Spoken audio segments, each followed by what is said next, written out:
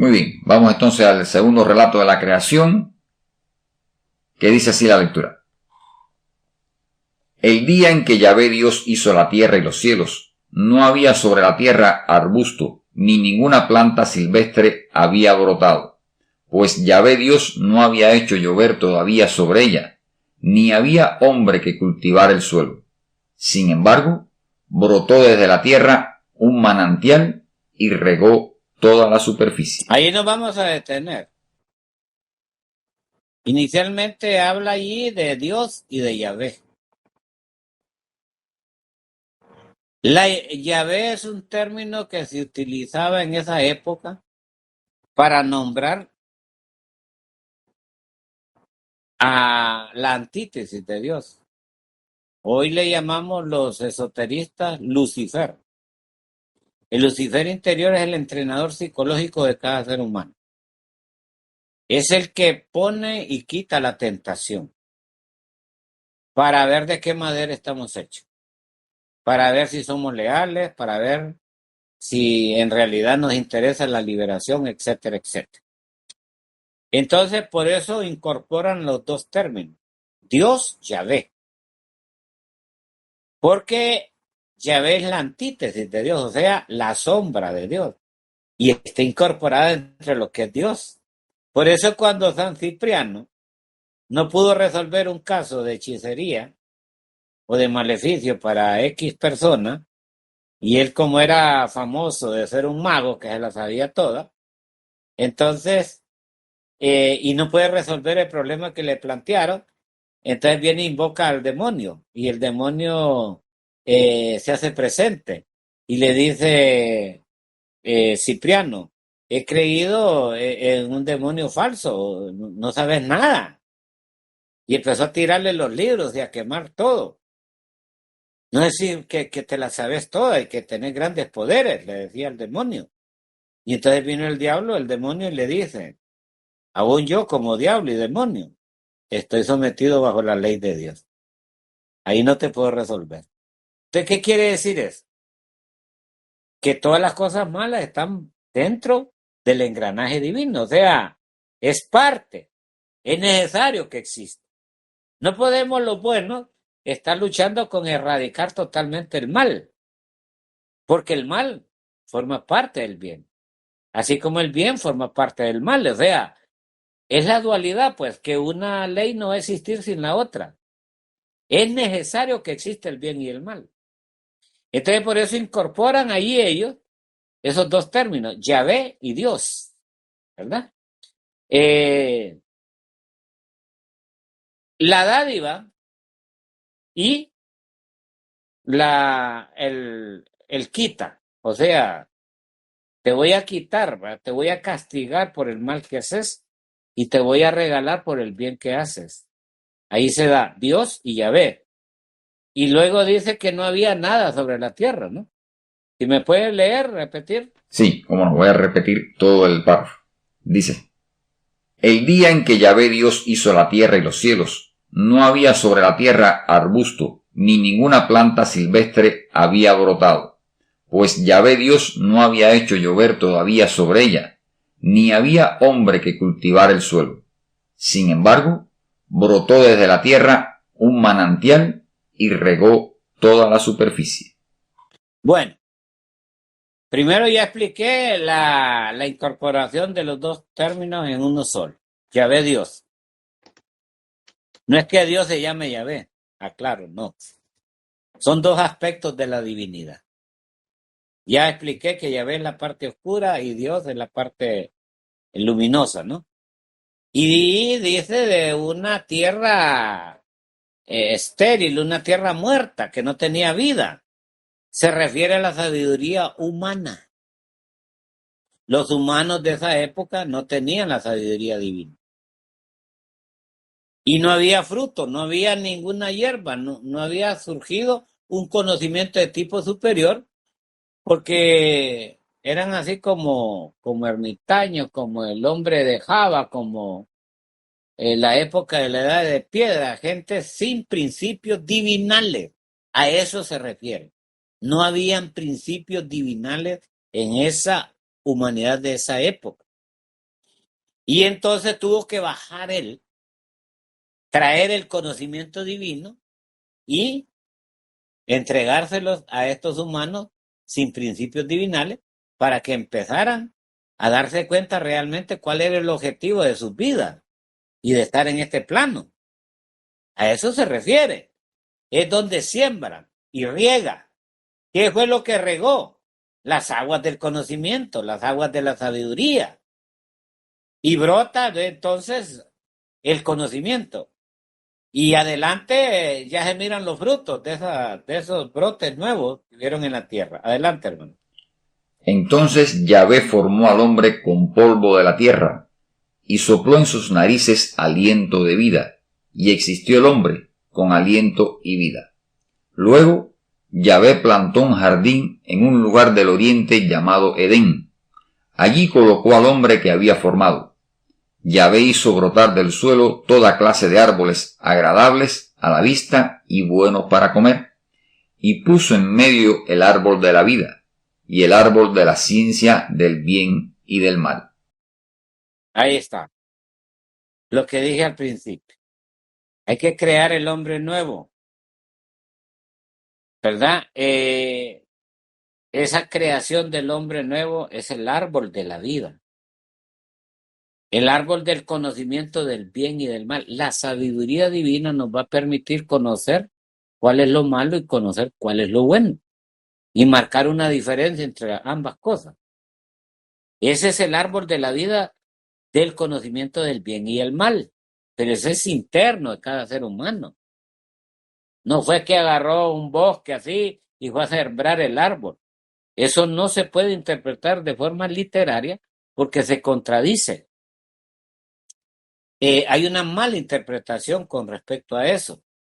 Entonces, cuando él sopla y da aliento de vida, es cuando la parte interna de cada uno de nosotros, o sea, el real ser, el Padre, se conecta con nosotros. Mientras no exista la conexión de nosotros con el Padre Celestial, no voy a decir el término Dios, sino con el Padre, del cual habla Jesús, el real ser de cada uno de nosotros, que forma parte de la divinidad y que en su conjunto se llama Dios. Cuando se conecta esa parte íntima de nosotros con nosotros, nuestra alma, entonces es que se da ese soplo de vida. Así como nosotros tenemos la primera inhalación de vida y tenemos la última exhalación de muerte, pues así es el conocimiento de Dios. Cuando el conocimiento divino viene a nosotros, damos la primera inhalación y adquirimos conocimiento divinal y lo ponemos en práctica, ¿verdad? Y habla de un lugar, ¿verdad? Habla del Edén. Otros le llaman por ahí paraíso, ¿verdad? Otros le dan otros nombres, pero ahí habla de un Edén. Entonces hay que investigar qué quiere decir la palabra literariamente el término Edén. Porque Adán tiene su interpretación y Eva tiene otra interpretación, esotéricamente hablando. Entonces dice que al lugar este, dice, ¿verdad? Al este. Oriente es el este. Es el mismo, ¿verdad? No es el Oriente Medio. Por mala interpretación, establecieron que la ciudad santa estaba en el Oriente, en el Medio Oriente, y se estableció allí. Sí, vamos a decir que de alguna manera hay bornes magnéticos en la zona atractivos para la divinidad y que se han establecido a través de la historia humana las mejores culturas, las culturas más elevadas espiritualmente hablando, porque hay que reconocerlo, es cierto, ¿verdad? Y por eso tienen ese gran conflicto ahora allí, porque ese es un conflicto de religiones, ese es un conflicto de creencias. Ese es un conflicto fanático, extremo, que está dañando y perjudicando a millones de personas. Entonces, si fuera santo, entonces la gran pregunta es, ¿por qué es tan violento? Se supone que donde hay santidad hay paz, amor, felicidad y libertad. Allí es todo lo contrario. Entonces, pero allí no se establece un lugar y dice Oriente. No se refiere a ningún lugar de la tierra. Se está refiriendo al rey del Oriente, o sea, a un punto cardinal fuera de la tierra, que está establecido en determinada dimensión de la naturaleza. Y eso es puramente espiritual, no es nada físico, ¿verdad? Bueno, ¿qué otra cosa leyó en el relato, hermano? Tal vez me lo repite. Sí, como no voy a repetir todo el párrafo. Dice: Entonces Yahvé formó al hombre con polvo de la tierra, y sopló en sus narices aliento de vida, y existió el hombre con aliento y vida. Luego Yahvé plantó un jardín en un lugar del oriente llamado Edén. Allí colocó al hombre que había formado.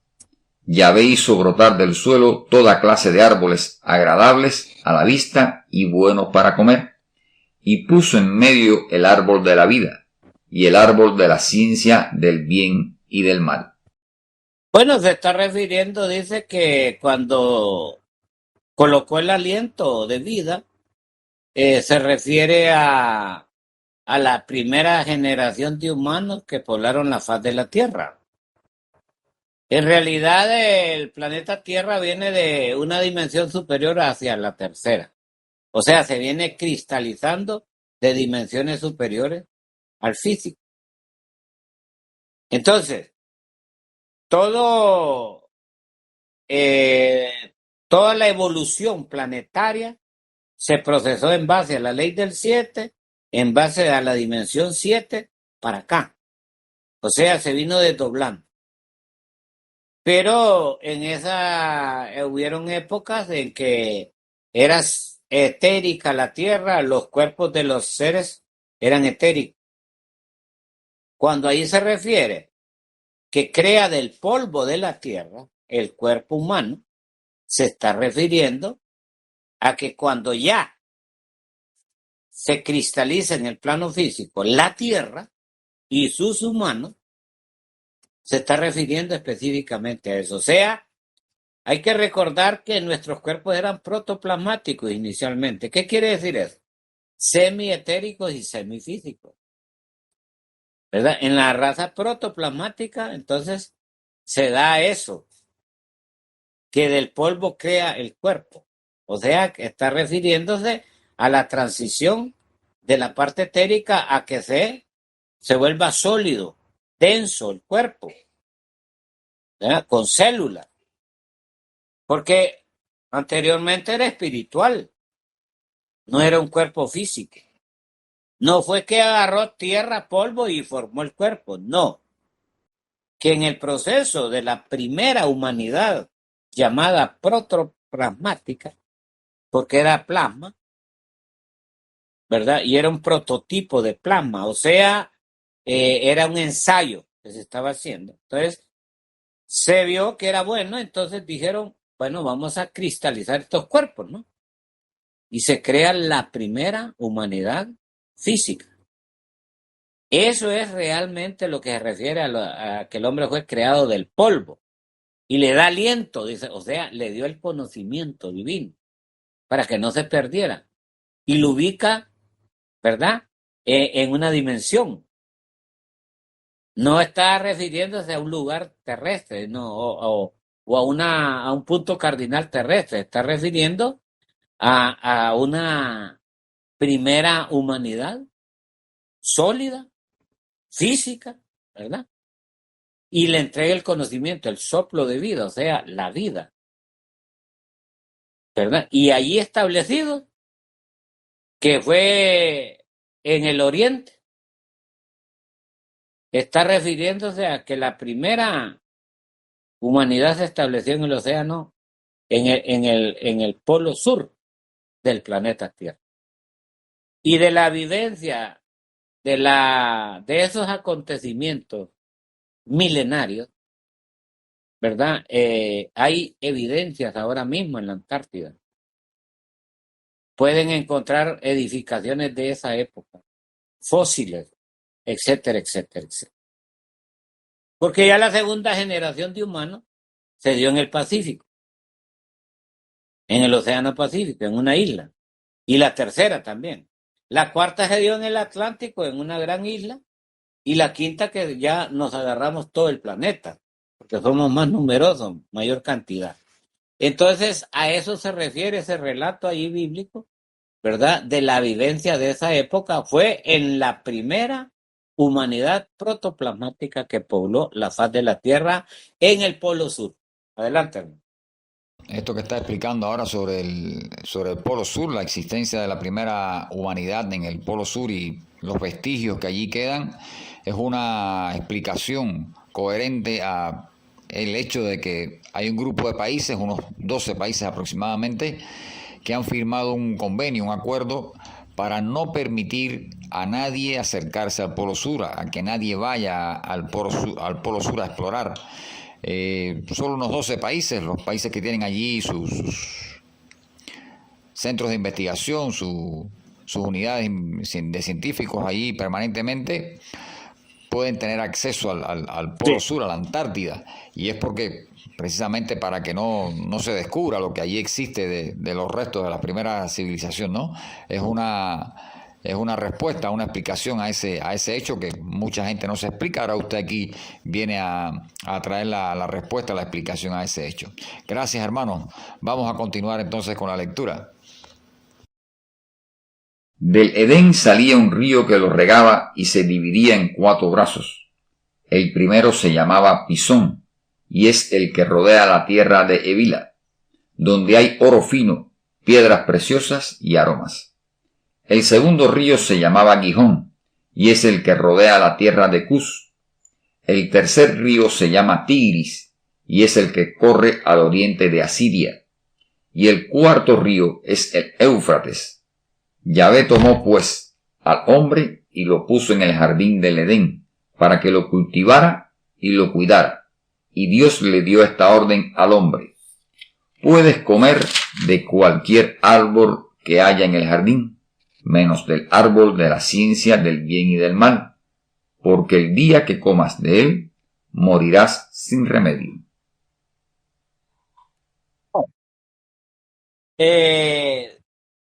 La ciencia del bien y del mal se refiere a una sabiduría bastante profunda, esotérica, y le está diciendo, el día que forniques vas a morir, ¿verdad? Los ríos, la ubicación. Entonces, habían intereses por aquella época donde se escribe el libro, de ubicar el relato en un lugar de la tierra. Ya dije que en la primera humanidad protoplasmática fue que se dieron procesos divinales de sabiduría, pero vienen los conocedores, ¿verdad? Los investigadores y dicen, no, debemos de ubicar un lugar y lo establece en el Medio Oriente. Primero porque es parte del Oriente. Segundo, porque habla de 4 ríos que convergen y allí están los ríos. Ahí están los ríos. Eso fue en la época de los asirios, en la época de una época bastante, hace muchos años, donde había mucho conocimiento extraterrestre, conocimiento científico, y entonces los gobernantes de esa época manipulan y meten en el libro ese del Génesis toda esta información para ir ya plasmando en la parte física el proyecto divino, ¿verdad? Y poder manipular y controlar a la humanidad. Entonces se van a Siria, se van a a la parte física, a la Mesopotamia. Y por eso habla del Tigris, habla del otro río Éufrates, ¿verdad? Creo que es el Éufrates.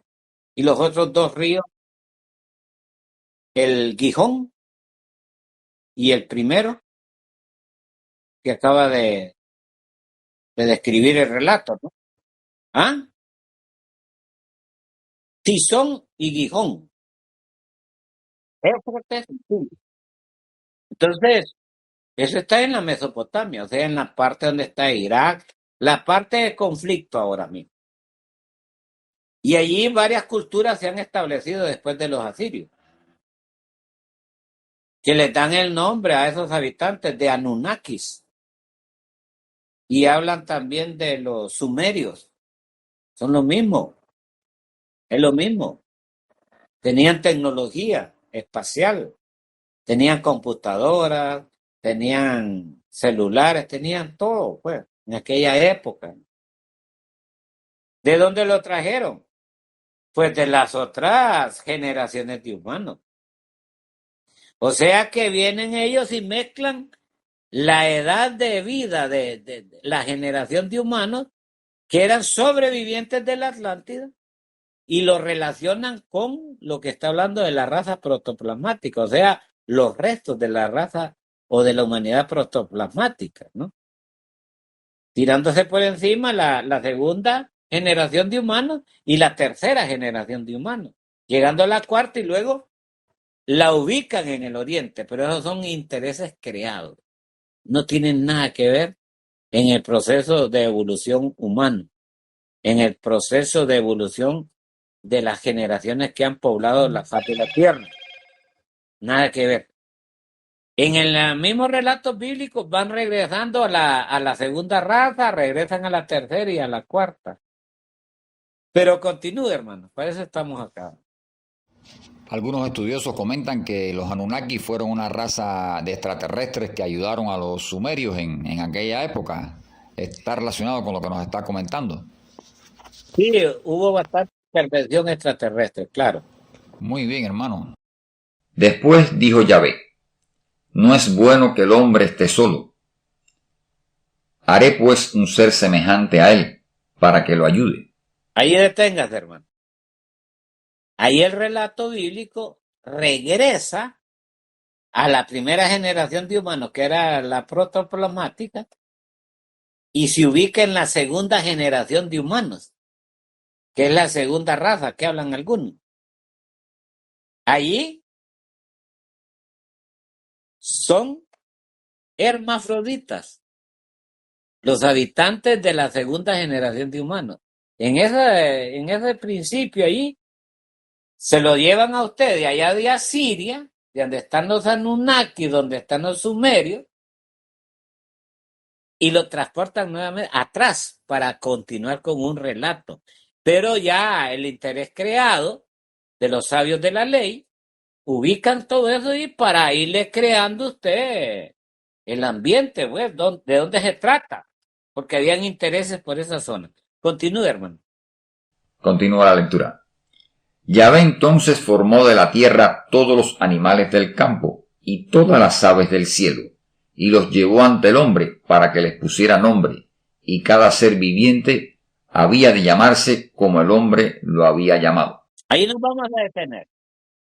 Los científicos de la época, a través de la investigación biológica, investigación de la flora y la fauna, fueron colocando nombres científicos a cada especie. Eso fue real. Pero fíjese cómo son ellos de inteligentes, ¿no?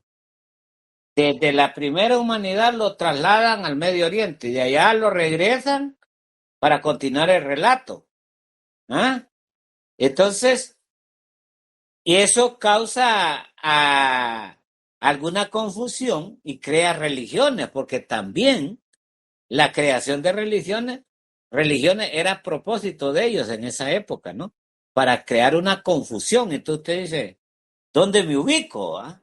Y usted no tiene salida, no tiene alternativa, tiene que aceptar lo que está allí Y entonces les entró el gusano del fanatismo bíblico, a decir que la Biblia es el único libro sagrado y en el cual es único de confiar. Pero eso es milenario.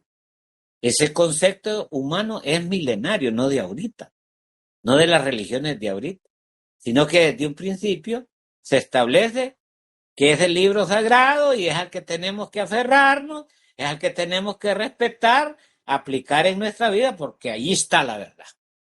Y no hay más, no hay vuelta de hoja. Ya lo que estamos afirmando nosotros está fuera de contexto, fuera de lo que ellos establecen, y entonces por eso somos enemigos, ¿no? Y locos. Pero la verdad es esa, pues. Entonces, regresaron allí al hombre. Entonces se ubican en la segunda generación de humanos, que ahí adelante va a decir que los creó varón y hembra. ¿Por qué? Porque los cuerpos de esos humanos de esa época, de esa generación de humanos que fue la segunda, a la altura de la mitad de la época de ellos, entonces hay separación de sexos. Y ya voy a explicar cómo fue lo que sucedió. Entonces, por eso vemos el fenómeno genético hoy en día ¿cómo se llama? De los hermafroditas, ¿no? Que aparecen por ahí, porque vienen los genes de todo ser humano. Entonces, ¿por qué? Porque se dio en esa época. Pero no lo voy a seguir interrumpiendo. Continúe el relato. El hombre puso nombre a todos los animales, a las aves del cielo y a las fieras salvajes, pero no se encontró de ellos un ser semejante a él para que lo ayudara. Entonces Yahvé hizo caer en un profundo sueño al hombre, y éste se durmió, y le sacó una de sus costillas, tapando el hueco con carne. De la costilla que Yahvé había sacado al hombre, formó una mujer, y la llevó ante el hombre.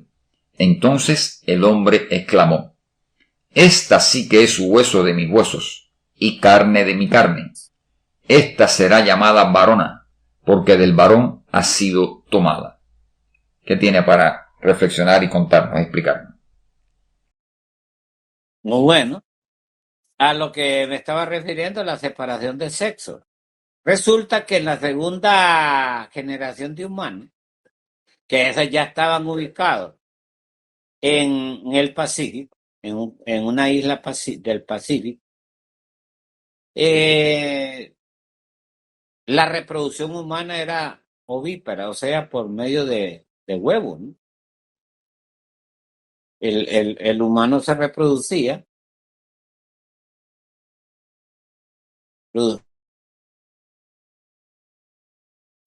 fecundaba sexos, el cuerpo, era hermafrodita.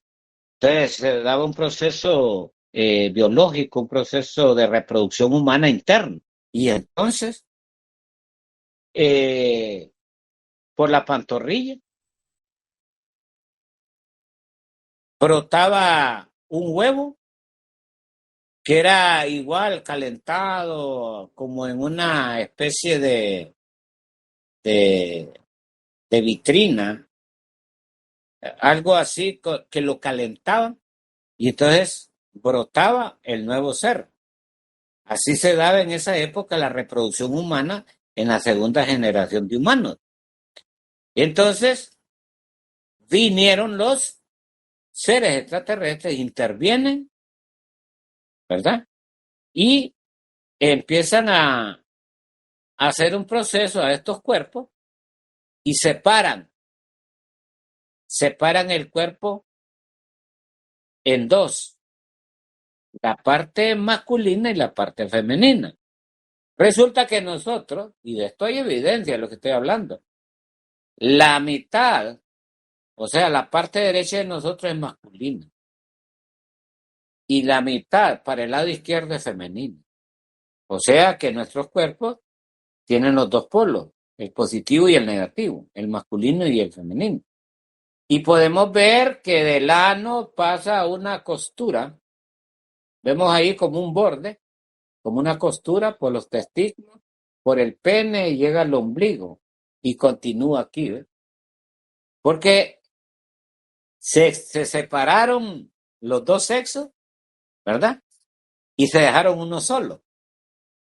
Eso fue lo que sucedió biológicamente, científicamente, en un trabajo muy delicado realizado por expertos, por seres luminosos, por seres sabios.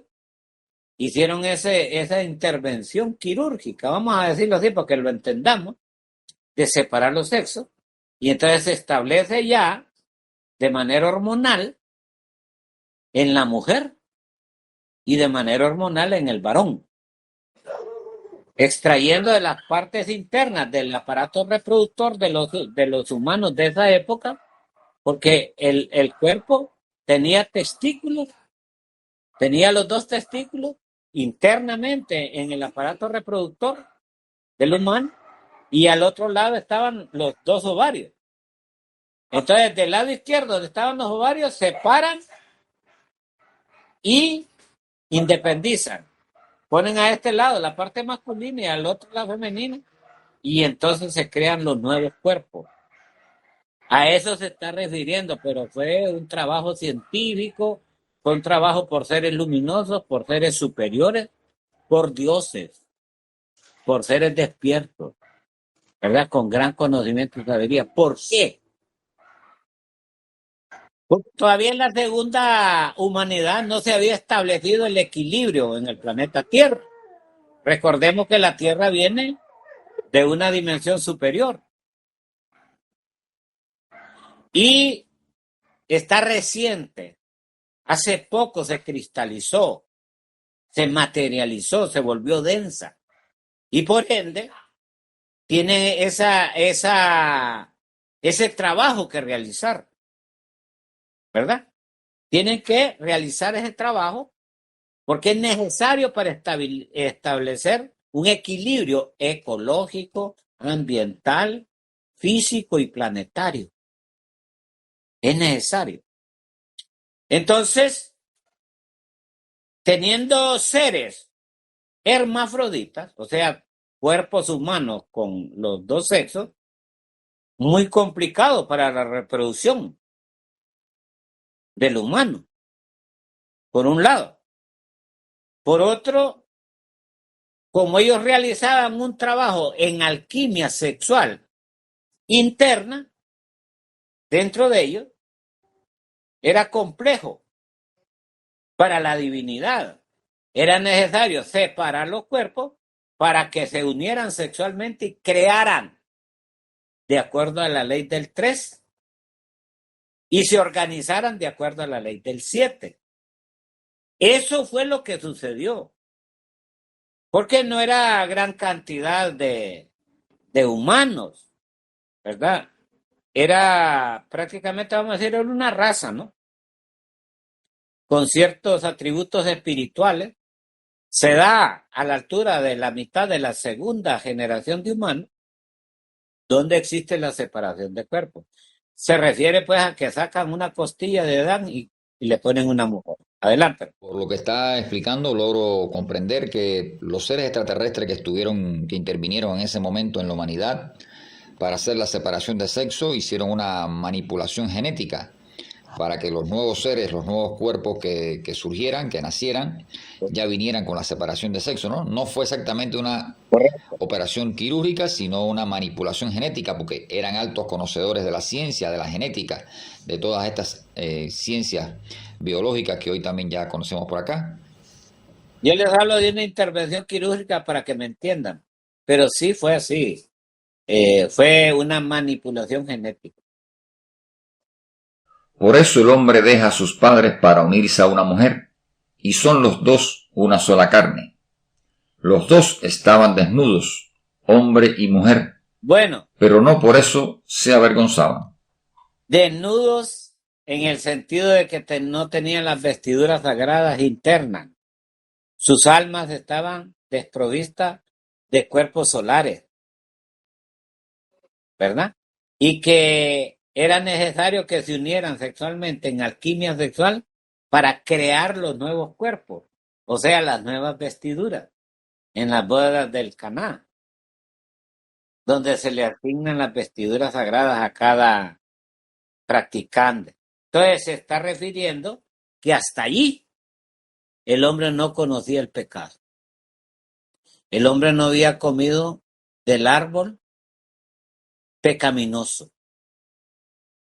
A la altura de la segunda, a la mitad, a la altura de la mitad de la segunda humanidad de humanos, donde se da ese proceso de manipulación genética y se separa los sexos, se establece claramente definido lo que es el varón y la varona, o sea, el varón y la hembra, para que al hacerse una sola carne tienen que crear sus vestiduras sagradas, porque hasta ahí estaban desnudos. Pero se le tenía que indicar a esa generación de humanos qué práctica iban a realizar. Obviamente era una práctica de alquimia sexual, ¿verdad? Era una práctica de magia sexual para crear esas vestiduras y no anduvieran desnudos por el Edén, por el bosque, ¿ah? Por el jardín del Edén. Y se les advierte, cuidado con la fornicación, porque el día que forniquen van a ser expulsados del jardín del Edén, van a involucionar y van a sufrir lo indecible, lo indescriptible. Adelante, hermano. Y el versículo anterior, esa parte que dice, por eso el hombre deja a sus padres para unirse a una mujer y son los dos una sola carne. ¿Qué interpretación tiene, hermano? Bueno, ya ahí le meten una parte literaria, los sabios, ¿no? Los doctores de la ley. Meten allí ese relato, como quien dice, es una opinión mía, ¿eh? Nada que ver con lo que estamos estudiando desde el inicio, sino que, bueno, métale allí que por esa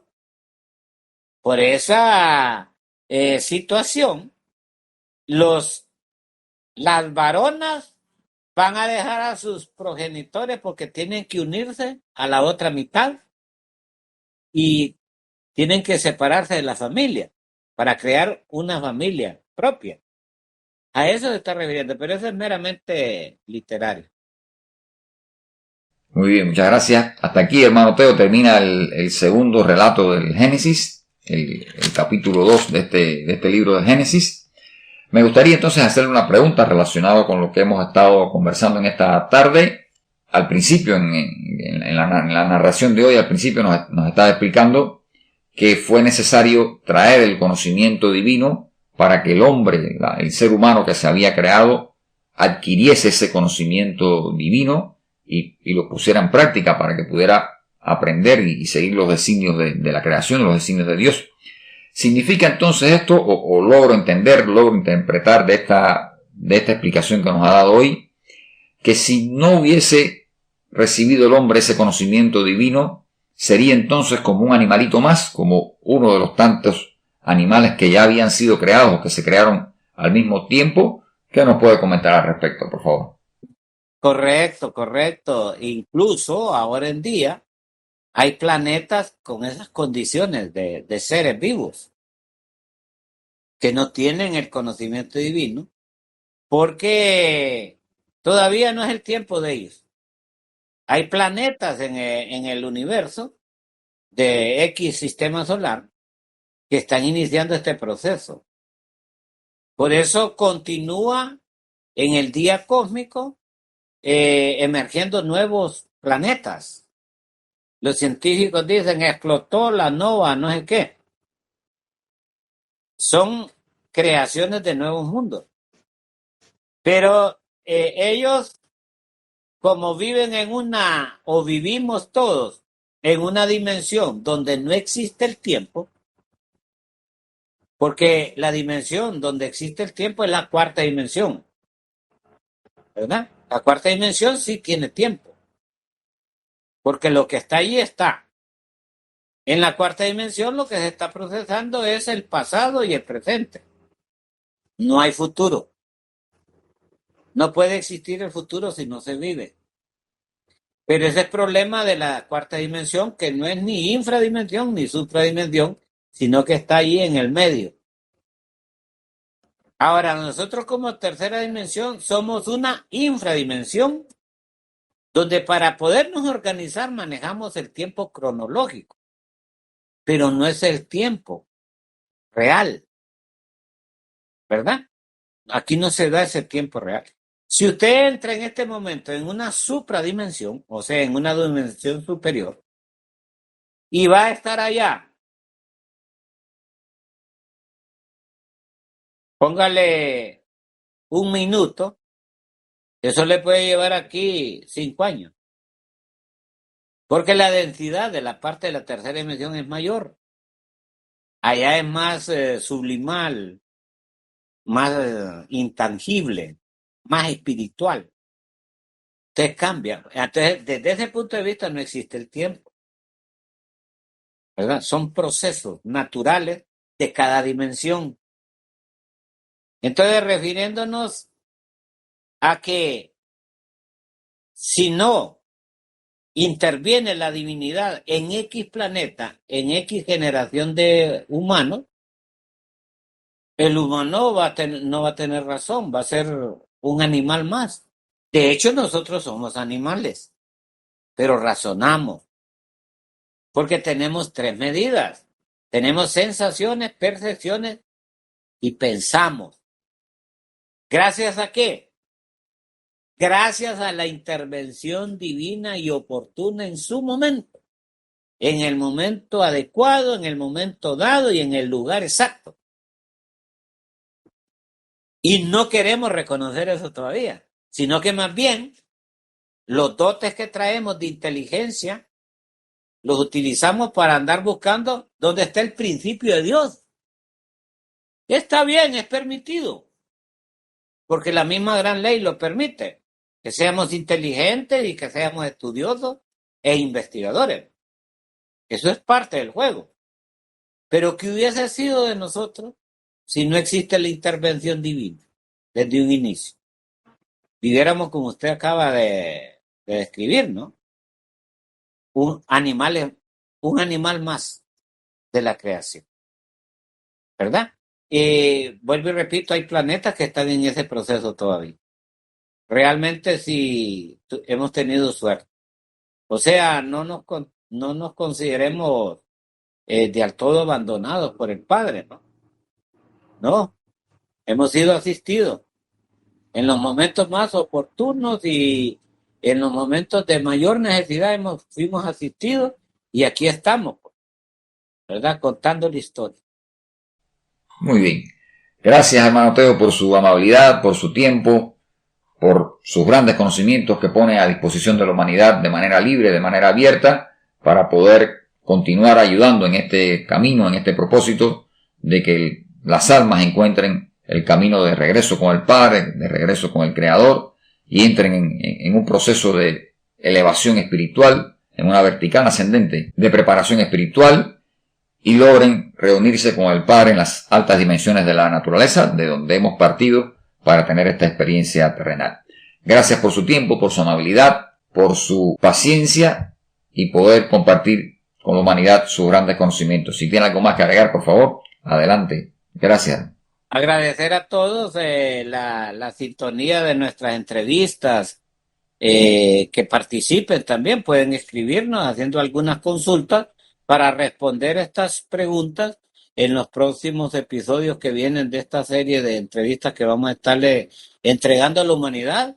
Agradecerle a usted en lo personal, a todo el grupo, a las familias allí en Bolivia y decirle a todos que le entremos a esto, a la investigación esotérica, a buscar esa luz que nos va a iluminar para regresar nuevamente al Padre como debe ser, ¿verdad?